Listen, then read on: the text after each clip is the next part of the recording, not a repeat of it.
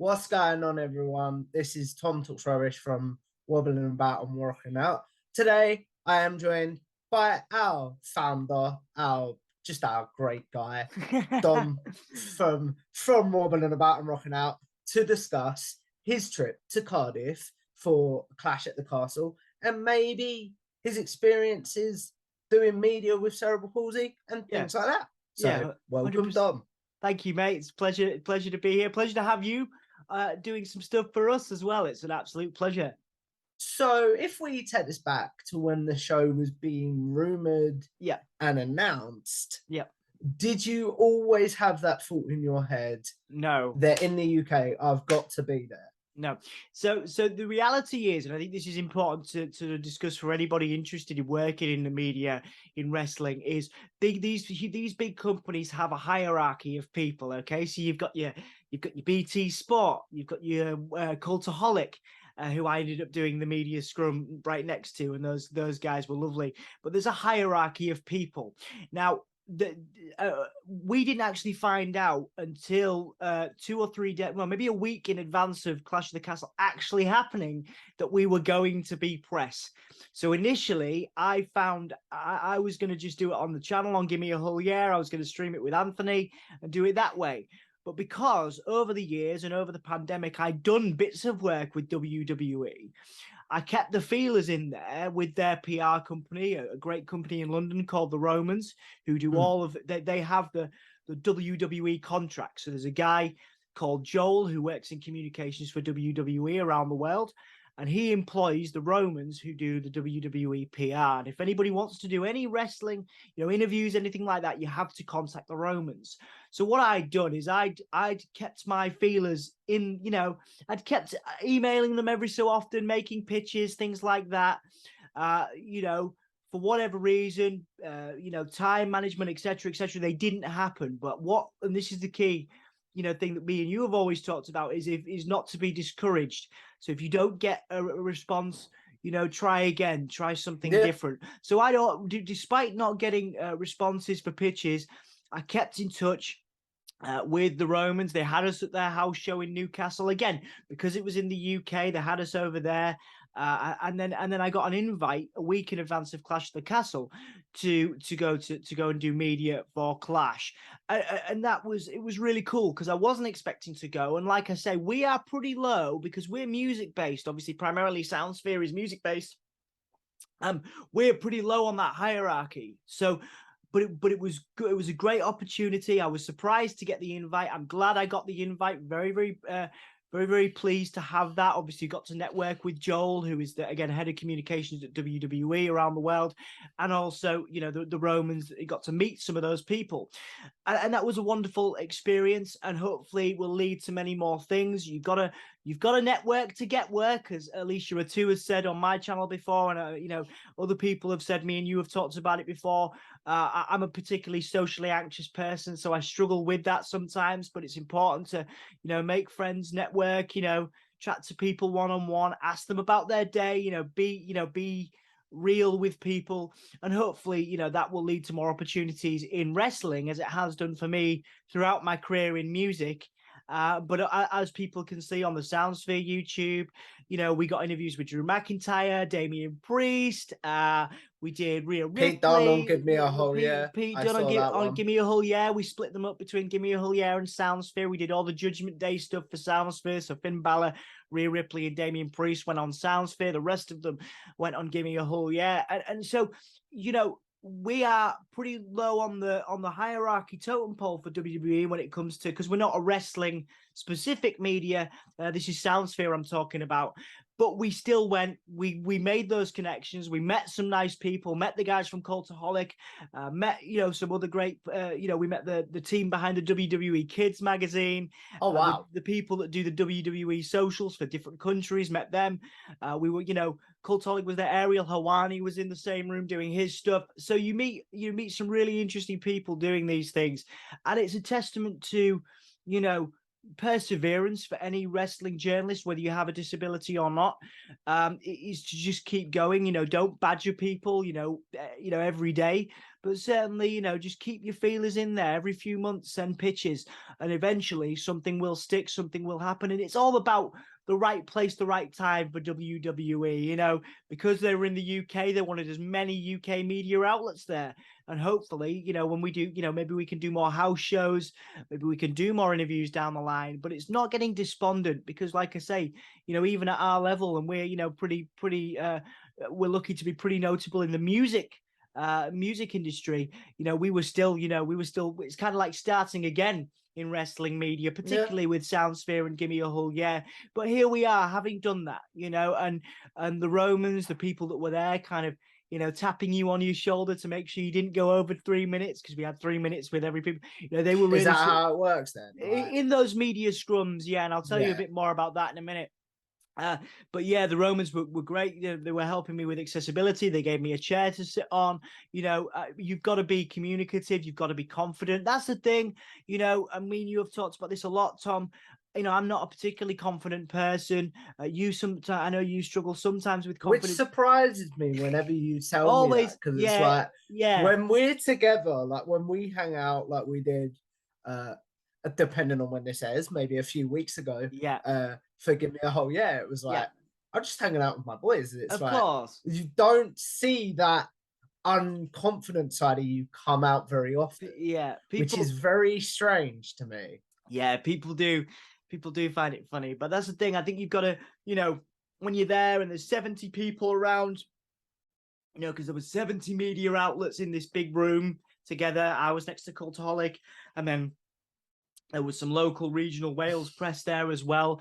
You know, we're all kind of packed in like sardines. We're all stood next to each other, and the talent just come round, you know, in a circle in these media scrums.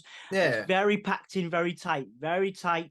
You know, you've got to think on your feet, so to speak. And I was stood up for a lot of time because, you know, you've never seen me face to face, but I'm about 5'3", right? So I I'm not. saw a video of you talking to Liv Morgan, Yes, yeah, I think, yeah. and that was the first time. And I keep interrupting you. I do No, apologize, not dude. at all. It's like, but there was. I think genuinely that's the first time I've seen you stand up, Yeah, unless we've done a stream together and you've gone, "I'll be back in a second to use yeah, the facilities or something," yeah, or yeah. something like that. Yeah, absolutely. So you got to remember, you know, things like that come into play as well, like height. You know, I wasn't going to be sitting down doing an interview with Damien Priest, Yeah, or, you know, Finn Balor's he's a short lad, but shorter lad. You know, Liv Morgan is very tall. So you got to allow. You know, It was very difficult pain wise because I'm stood up for a lot of time, but I eventually started taking breaks and sitting down between interviews and stuff. So for anybody who has cerebral palsy or any other disability, it's important to take breaks, but make sure, you know, again, it would have been very difficult, for example, for Liv Morgan, because they were all stood, you know, they all came around in a circle. You know, it would have been very difficult for Liv Morgan to sit down with me or something like that. You know what I mean? Because it wasn't one-on-one time. it So wasn't like what we're doing now, yeah, which it is like wasn't an like what hour we're interview. doing. Exactly. So it wasn't like what we're doing now. So I think the realities of it is you know, there is you know, make sure if you go traveling and doing these things, take some painkillers with you. Make sure you understand what your limitations are physically. Make sure that you pre-warn, you know, the PR company if it's the Romans with WWE. Obviously, there's guys like Simon Rothstein who work, you know, for Impact Wrestling, and they do stuff in the UK as well. Make sure you shout out to Simon and Impact. You know, Yeah, make sure that you speak to them in advance. Let them know your limitations so that you can work with them. But yeah, like I say, the biggest things I learned is just, you know, again, it's important in life to push yourself out of your comfort zone, but also be mindful of self-care. Balance, Tom. Balance with it's the balance between that, you know, pushing yourself too far and also making sure that you practice your self-care. So for me, I did a lot of, you know, 3 days it was on my feet pretty much, doing lots of coverage. You could see that across the Soundsphere platforms. Give Me a Hug, yeah. We did a lot of stuff on Twitter, things like that as well. and the thing that I like as well is after that event, you literally said, "Guys, I'm taking like 2 days off and I'm gonna I go did. away." I was like, "Good for you, man!" Yeah, Like, yeah. do you know what I mean? Yeah, absolutely. And I did that. And I think that that's key, you know, because this is going to be taxing because I was the only person, we talked about this before, and it's not about pedestaling myself. It's not about bigging myself No, up, but I was the only person in that room with cerebral palsy. And I was the only person of all the media outlets with any kind of difference in disability that I saw. Obviously, people have anxiety and depression, things like that, and obviously unseen you were the disability. only one with a physical Well, disability. Let's put it that way. a Let's visual put it that way. yeah, yeah. Everyone A else was, visual, yeah. yeah, visual. So, and obviously that's not to discount the efforts of everybody else there. Of course, incredible. There were some incredible platforms that I listed there, you know, earlier on, that were a part of that media scrum. But certainly it was taxing. But you know, and everyone's busy. That's the other thing. You've got to kind of be self-sufficient. You've got to create your own, you know, you've got to be out there creating your content. You've got to make sure everything goes up quickly, make sure that everything is up, you know, in time. You know, if you're doing something that's clashing the castle specific, which, you know, my style of interviews, it's more around mental health, it's more around Yeah. success, things like that. So my stuff was going out, you know, up until last week. But you know, there were other platforms there that were doing Clash in the Castle specific questions that they need to be going home, going back to the hotel, straight up, straight online. Do you know what I mean? So Yeah. to work out what you are doing and make sure that you factor that into your, you know, your days, because there were people that were going straight from the media scrum straight back to the hotel, editing stuff, uploading it on YouTube. You know what I mean? So make sure that you factor that into your journey and the work you're going to be doing, because it's a very, very intense time. But to answer your initial part of the question, Wales was great. It was a definite challenge walking around Wales, but a beautiful part of the country. What a wonderful opportunity to be able to do. But more importantly, Tom, it's more about hopefully, you know, making sure that other people with disabilities and differences, you know, realize that they can do, because anyone can do what we do. Yeah. You just have to really, you know, you have to find that balance between pushing yourself too hard, but making sure you practice your self-care. You talked about balance there, Mm, and I am really curious to know. Obviously, you talked about taking medication and mm, stuff with you, but what was some, and because you only had a week to sort of prep anything, yeah. what was some of the challenges you knew you would face right away? And then what was some of the challenges you didn't maybe think about, Mm. but faced once you got there? That's That a is a good very wordy question. That's a great question, man. I think one of the things, like it touches on my previous answer a little bit, is that you are one of 70 people, 70 plus media outlets that are there across the weekend from all over the world. There's people from Dubai, people from America, people from other countries, and it's not, you know, you're not going to get time to really chat to these PR people who are, you know, connecting you with these opportunities. It's a machine. And one of the things you realize, you know, is when you're there, because I thought I'd be able to be like, oh hey, and have like, you know, few minutes worth of conversation with the PRs that had given me this opportunity, but they are going, you know, it's a machine. Yeah. You realize how big the WWE machine is. There was American staff over there working for WWE, British staff, obviously. You know, there was the Special Olympics stuff, and there's members of WWE staff, or, you know, working with the talent, telling them where to go, telling them what to do. You do not get time really to engage with the teams of people because they've got a lot of things to handle. Was that, sorry to No, of interrupt, course. but was that something you knew going in, or was that something you discovered when you got Yeah, there? it was something I discovered when I got there, but it's something that I thought, you know, I was like, I wonder how this is going to go. And I think you know, your question was in the beginning, you know, when you know, before you go, do you think of any challenges? And I was like, oh, well, you know, maybe it'll be a good chance for me to network with these people properly, right? And you can have 2 or 3 minute conversations. You can say, thank you for having me. You can say, you know, it was, you know, it's great to be here.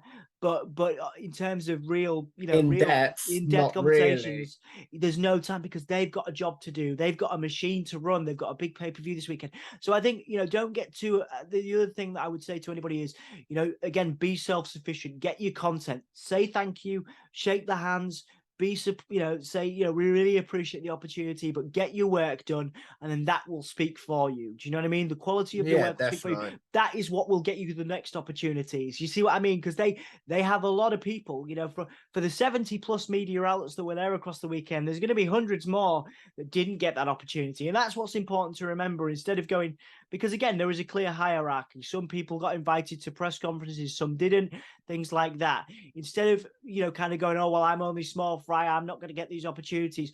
Do good quality work. And then what that means is that if the quality of work is good enough, you might be at that press conference next time. You might be there.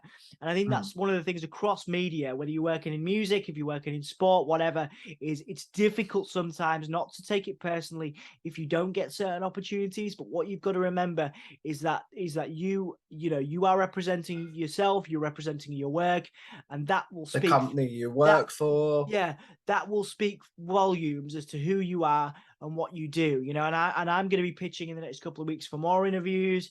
Obviously, the quality of interviews we did, even though the brief audio ones we've got, they speak volumes for us now. It's easier to pitch because we have an interview with Damian Priest, Finn Balor, Rhea Ripley, Liv Morgan, plus Pete Dunne. We can pitch now for bigger and better interviews. So it's about taking advantage of what you've got.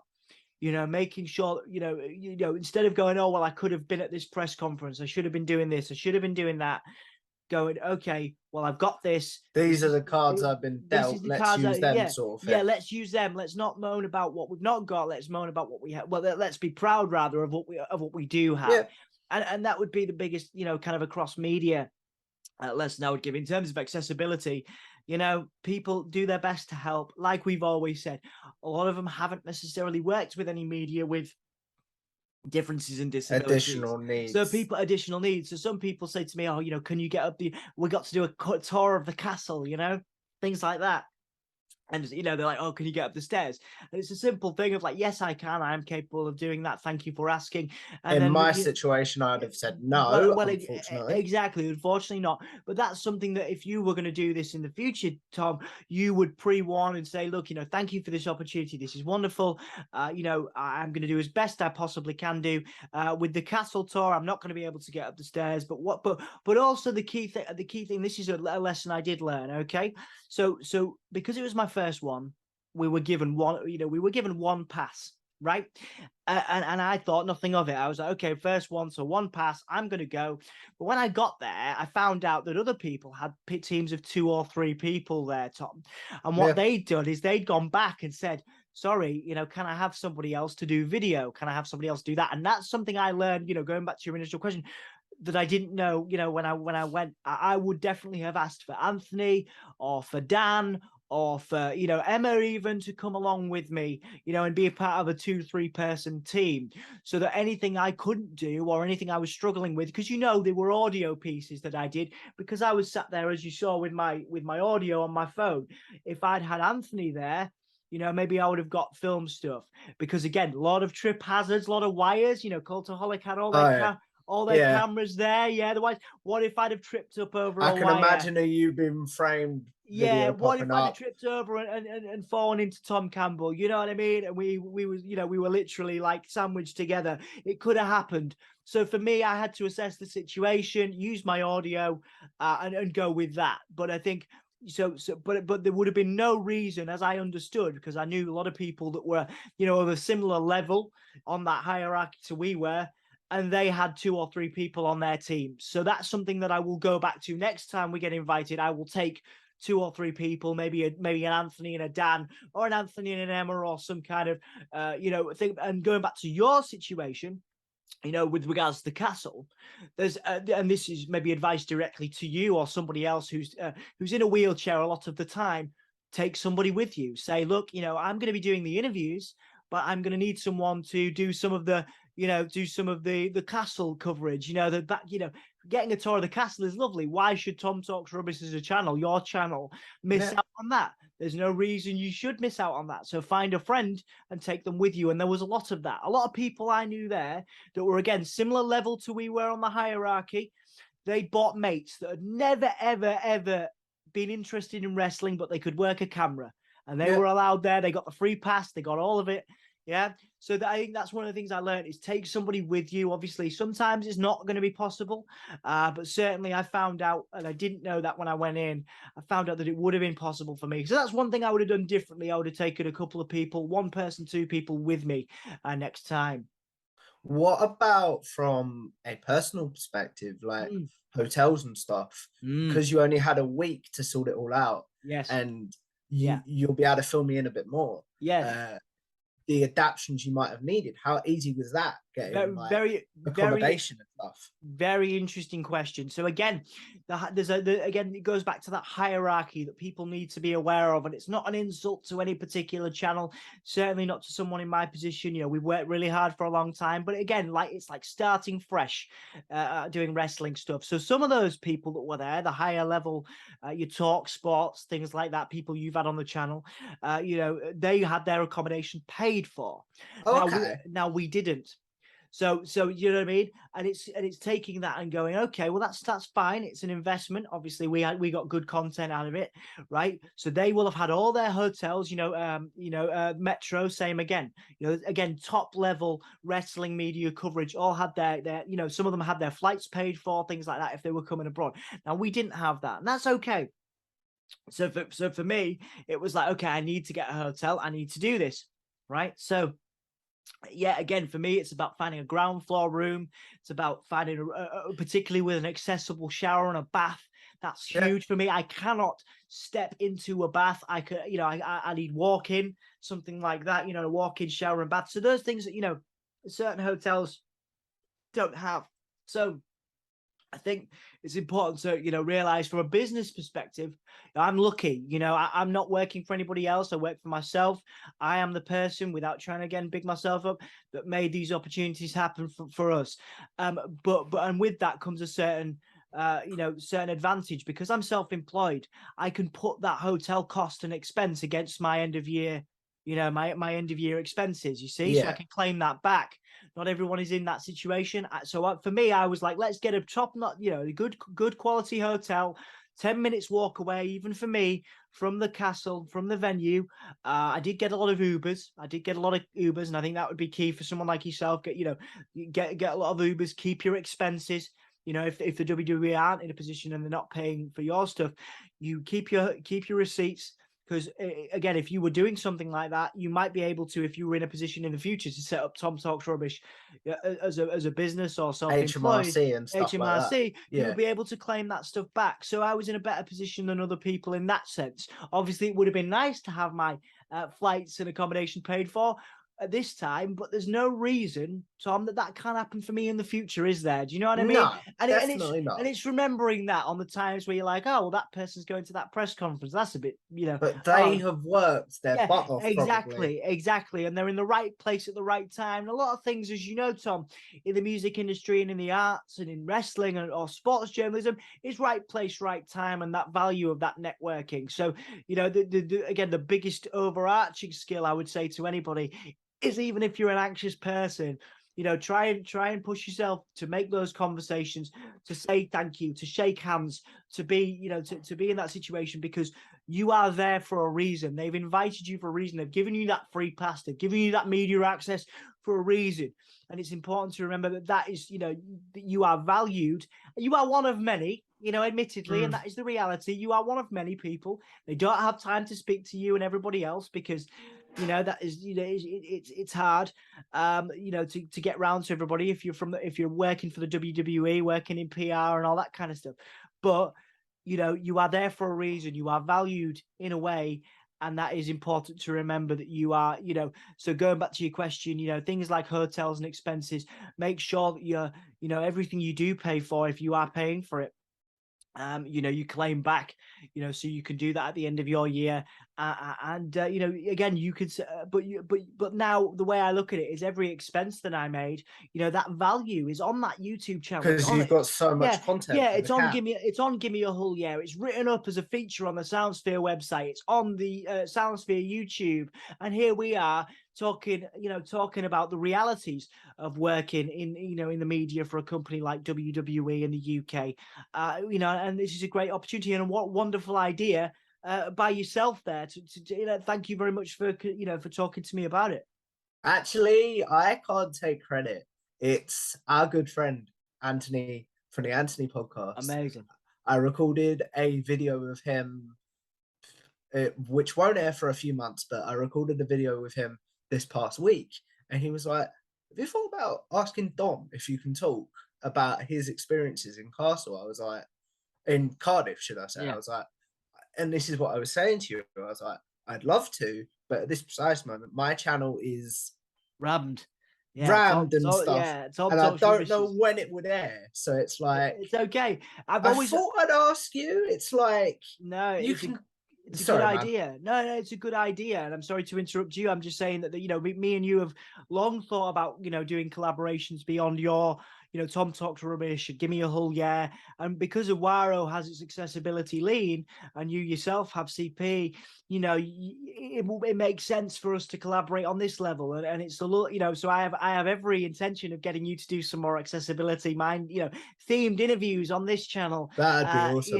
You know, because you're a talented guy, you're with great questions. But anyway, you know, from your perspective, then listening to what I'm saying, like, you know, is there any more questions? But also, is there anything you've kind of learned from this chat?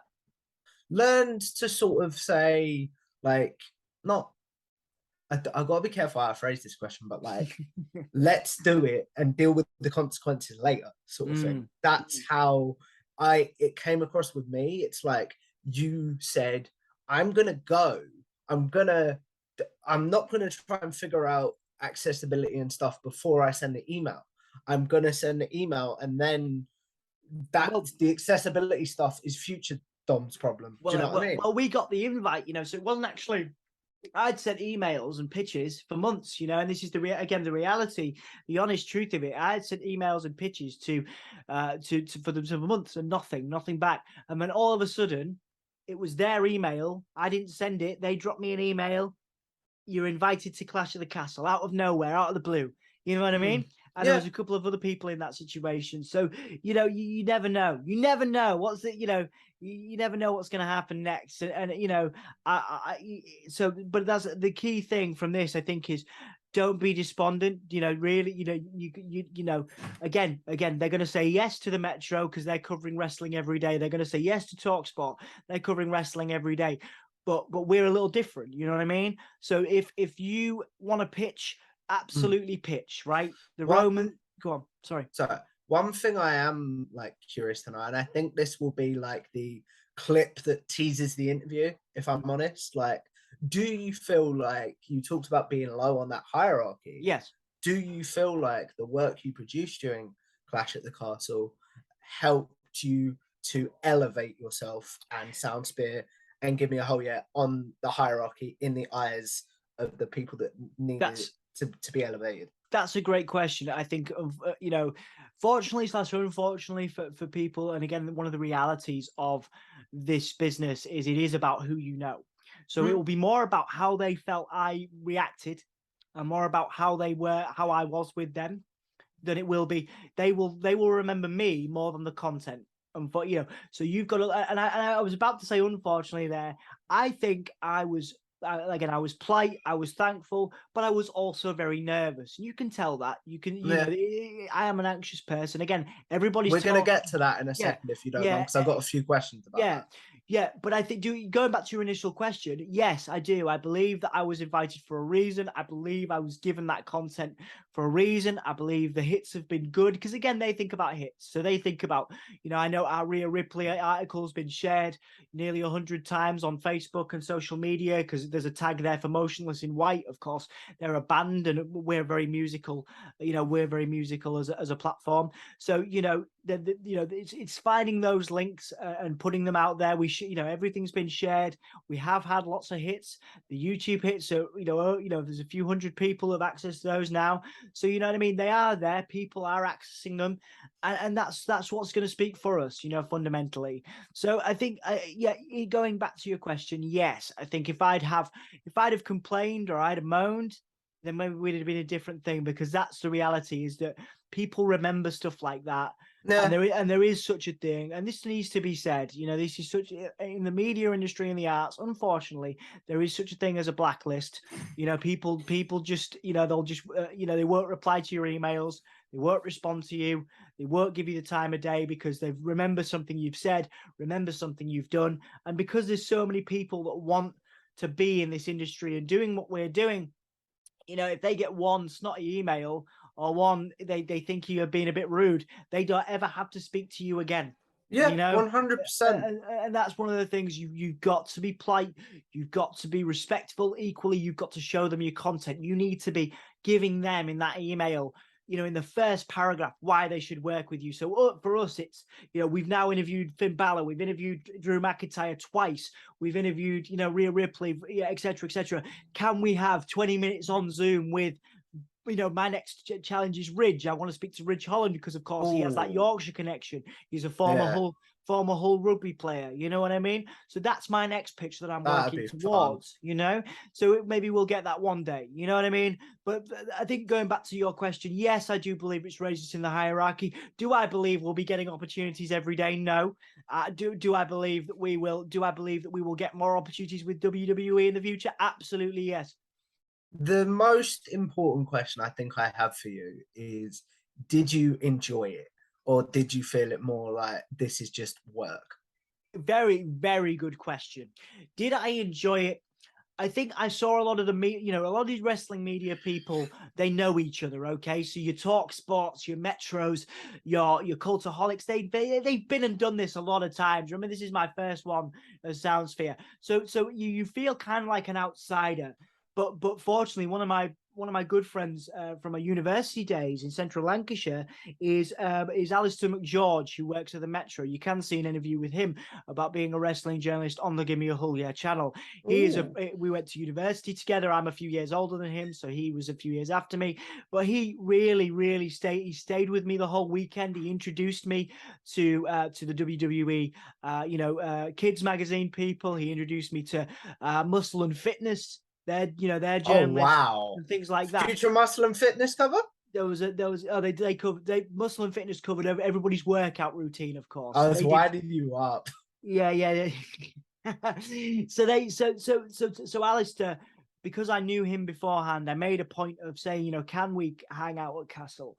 And that really helped my enjoyment, because I did feel like an outsider, because I'm not a wrestling journalist. You know, I'm not a sports entertainment journalist principally. I'm a music and arts journalist. But he introduced me to people, you know. So where do you think you would have been if Alistair wasn't there? How do you think I would have struggled a lot.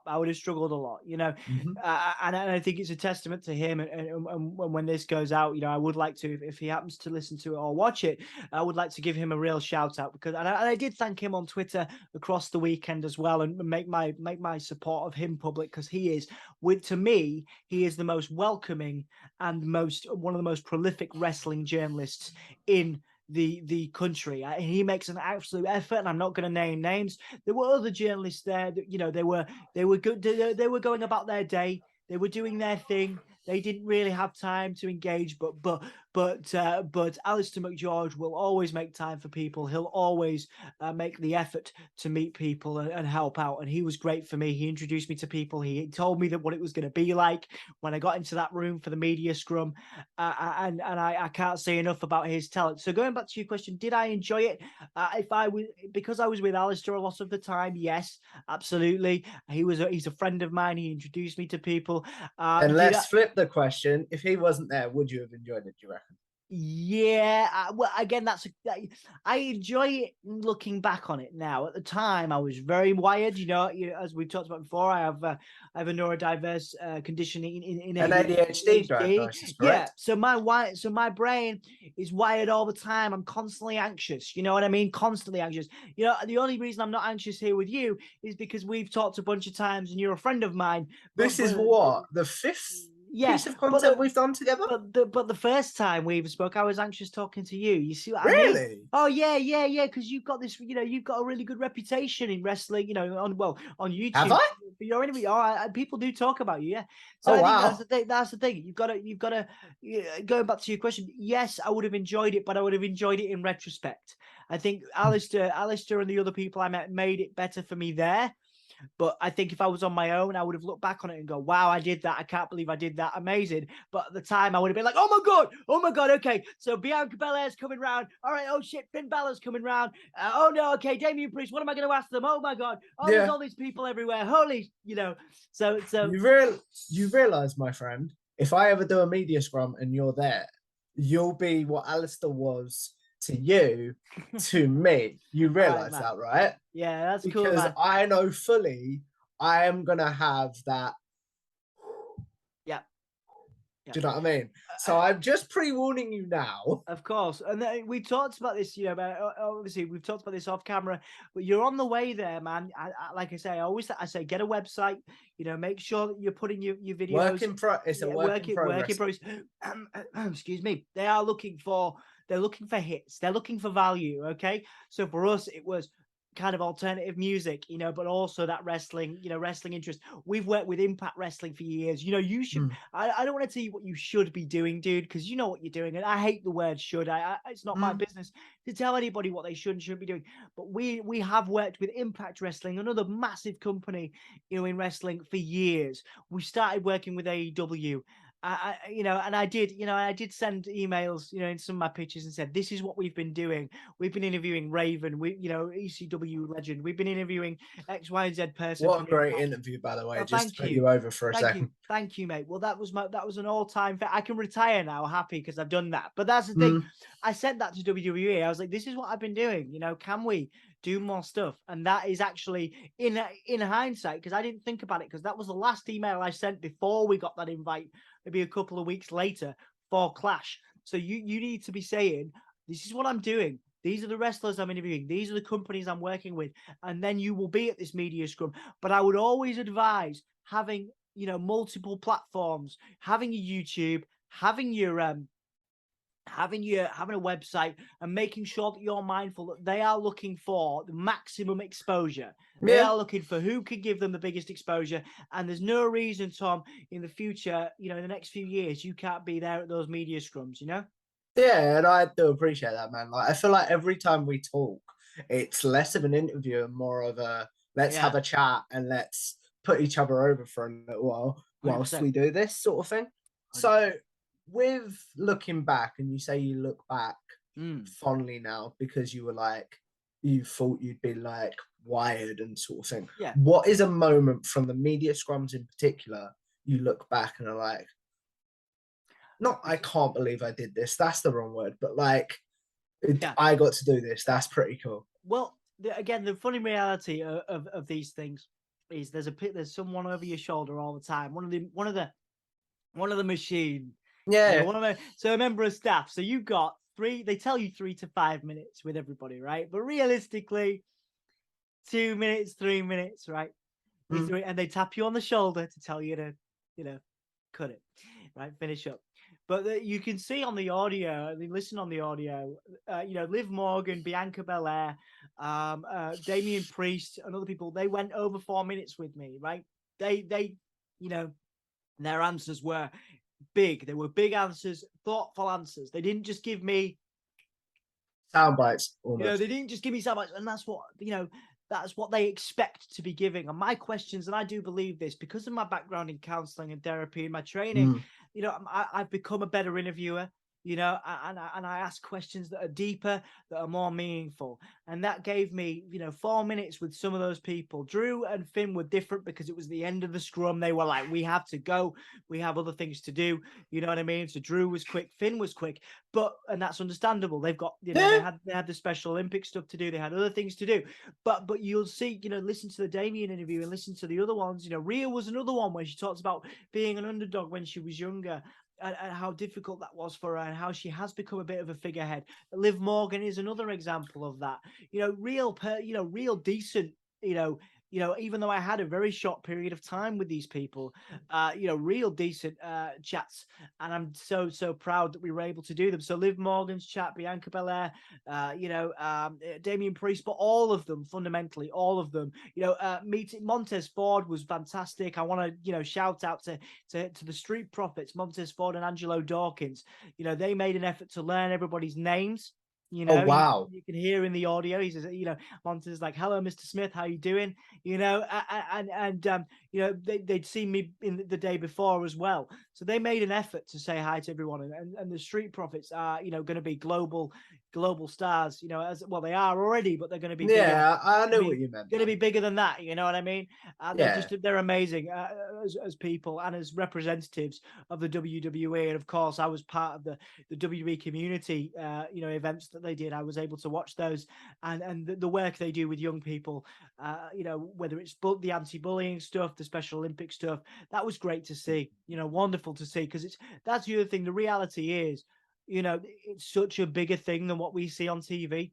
Such a bigger thing. These people are not just wrestlers. They are going out to communities everywhere across the country, across the world, and interacting with schools, interacting with young people, interacting with teachers. They have to be switched on all the time. On Twitter, I think Liv Morgan liked it, so it got a bunch of hits. Liv Morgan playing basketball, because they did a basketball event. Liv Morgan, Drew McIntyre, Pete Dunne, all playing basketball together with these kids. Oh wow. And just again, you just don't know unless you're doing the sort of work we do in the media. You don't know that happens. You just see them on TV, but there's such, such an other side to this job, and that's what I'll remember from this. Is that we think they get paid millions of pounds to just go in the ring, go on TV, and do 20-minute matches, but it's so much more than that. The community outreach stuff and the machine that supports that, the WWE machine, is so vast. And it's quite admirable, really. I am curious to know this. Like, you talked about self-care and stuff. Yeah. For your body and stuff. So how was your body feeling when you got back from Cardiff? Yeah. And then what have you maybe put in place now the next time you do something? Yeah. Like a media scrum, so your body doesn't feel in the way it did, or maybe feels differently. Wonderful question there, mate. I think it's just taking a couple of days out. I don't think I'll ever do anything. When I was younger, I used to just go from one, media thing, one event to the next, bam, bam, bam.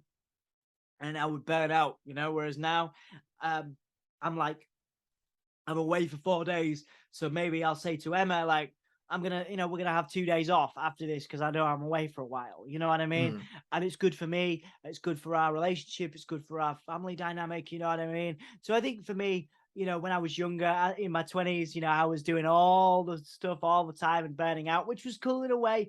But I think this has taught me to take time for myself. So if I'm doing 4 days of solid work and traveling, I'm going to take 2 days out. I'm going to go to a spa or something in Harrogate. I don't know.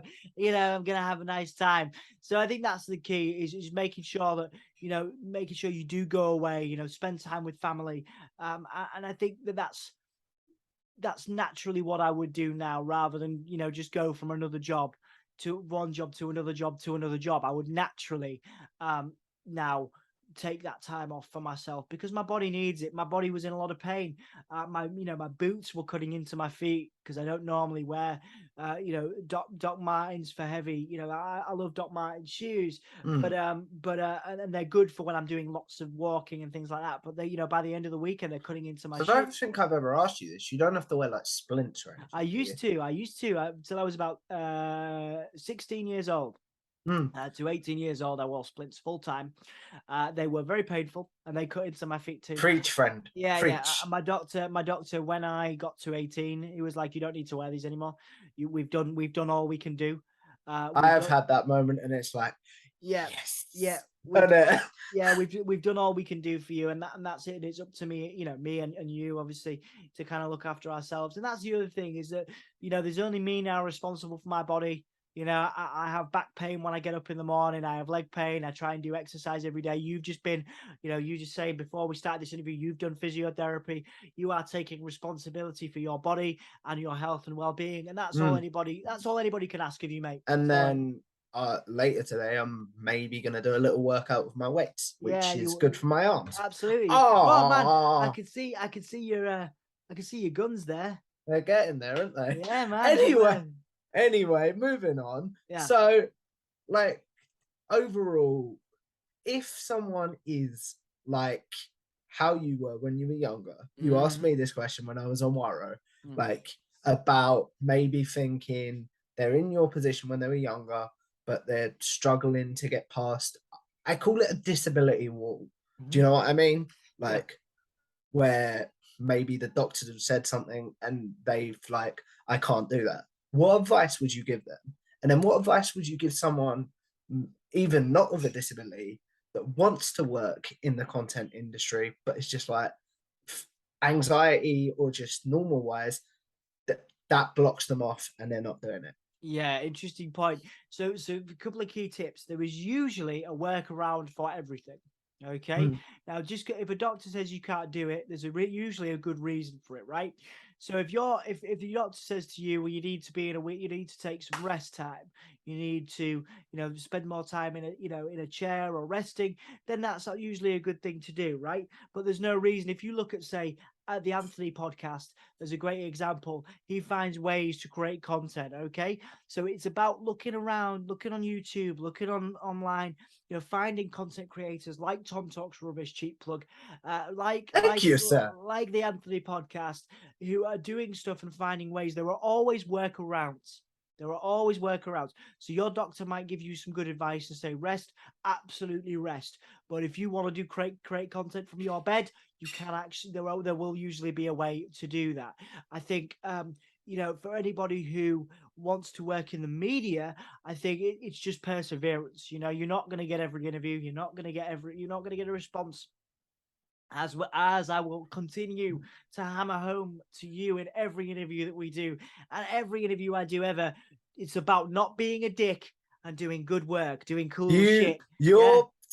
I live by your. Yeah. Is it still your pinned tweet? It was at one point. Well, it was at one point. Yeah. Don't be a dick. Don't be a do dick cool and shit, do cool shit, right? Sort of thing. Yeah. I live by that now. Good. It's like good. Because I was a dick in the past. You know this. We've all been there, man. We've all been there. But the key is, and I've congratulated you on this before, it's realizing that and moving on. You know what I mean? And making positive changes. And you're able to do that now. And that is a testament to you and your character. But going back to your question about advice for other people, do good work and that will speak for itself.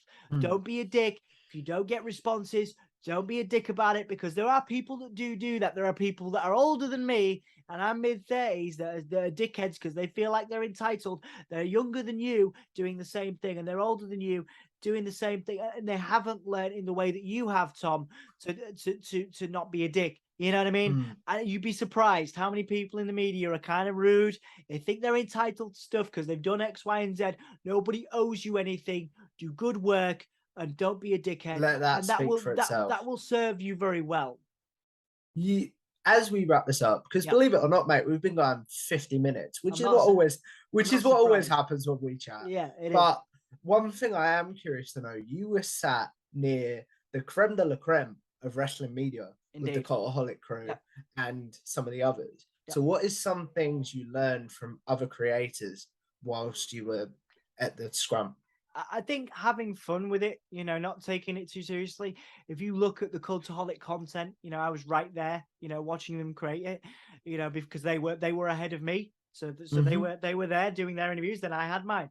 So I was able to watch them do their interviews, and the fun they had with getting the superstars to tell, to say things in Welsh. That was fun. I saw that. Yeah. So they had a lot of fun with it. And the superstars, they're used to sound bites. They're used to certain styles of questions. And when you've got a team like that who are just there having a laugh, saying, enjoying themselves, coming up with questions like, I'm going to do some Google questions with you. It makes the superstars laugh. And it's something a little different. So I think for me, even though my questions are quite serious and quite, obviously they make you think a little more. I think in the future I'm going to stick a couple more silly questions in there, because I think again, a platform like that, that there's a reason they're where they are. There's a reason that they get, and that's the thing. good quality. The cream rises to the top. As Macho That's Man, not a bad Randy Savage, by the way. thanks, man. As Macho Man would say, I think there's a reason why Cultaholic are there, and there's a reason, like I said, there's a reason why we're there, and there's a reason why you are doing the quality of interviews you are doing, because people respect you and they're starting to find out more about you, and that is a testament one more time. So don't be a dick and do cool shit. Cultaholic are the top of the list. I'm not going to do the Randy impression again. Once is enough. Oh. Oh yeah, no. Anyway, Oh, no. yeah. I think that they have worked very hard, as they are very engaging, and they talk to everyone. They say hi. They were signing. They were sat just ahead of me in the media pit. Watching Clash. You saw on Twitter, like, we had very good seats. They were sat there. People were coming up to them, asking for photos, signing autographs. They say hi to everyone. They engage with everyone. They're kind of superstars in their own right, the Cultaholic guys, So and they're very friendly, very supportive, and it's a testament to their work ethic. So as we wrap this up, man, like, again, I want to say thank you for this opportunity. Like, I've really enjoyed this. Like, and as always, like, this has been a blast, but it's always a blast when we talk. So as we wrap this up, we'll do plugs. Where can the good people find you and all your content? And then do I plug mine afterwards? Yes, yeah, absolutely. You are, of course, Tom from Waro, but you can, of course, plug your channel after I've done my bits. You can find me at Dom Smith, Dom_Smith, D0M_SM1TH on Twitter. You can find me at you could Google Soundsphere, SOUNDSPHERE magazine, and you'll find our website. You can follow Give Me a Hull Yeah. That's Give Me a Hell Yeah with a U instead of an E. But because I'm from Hull, Give Me a Hull Yeah on YouTube. Just give us a follow and all that good stuff. Waro, wobbling about rocking out. This channel right here, waro.co.uk, WARO. Give us a subscribe. .co.uk plus this YouTube channel, wobbling about rocking out. Support our channel. Support Tom because he is starting his journey, doing some work on this channel, and of course, Tom, you have other platforms to promote. Tell us what they are. So you can find me on Twitter at Tom Talk Trash. You can find me my YouTube channel, Tom Talk Trash, where basically I have been lucky enough to interview many of the greats in the wrestling media, such as the Cultaholic Boys, who we plugged earlier, such as a lot of the What Culture Boys, such as Kenny McIntosh from Inside the Ropes, which I was very, very proud of getting that one because he doesn't do a lot of interviews. And of course, as we wrap this up, the Give Me a Whole Yeah crew, which I've had Dom on loads, I've had you on loads of times, I've had your co-host Anthony on, I've had Dan on, and that's about it at the minute. But you can also find me on bodyslam.net on occasion, where I do a podcast with Cassidy Haynes called the Wrestle Watch Pod, where basically we sit and we watch a match every week. You can find that wherever you get your podcasts. Just search bodyslam.net. You can also find that on YouTube. Just search bodyslam.net. You can follow bodyslam.net on Twitter, but you can also follow the Wrestle Watch Pod on Twitter to help us pick the match that we're going to watch every week. And that's about it for me. What wonderful plug in there, mate. Wonderful work. Good work. As always, man, like, I will say thank you for this opportunity. Thank you for being so open. This has been a lot of fun. Appreciate it, man. Thank you very much.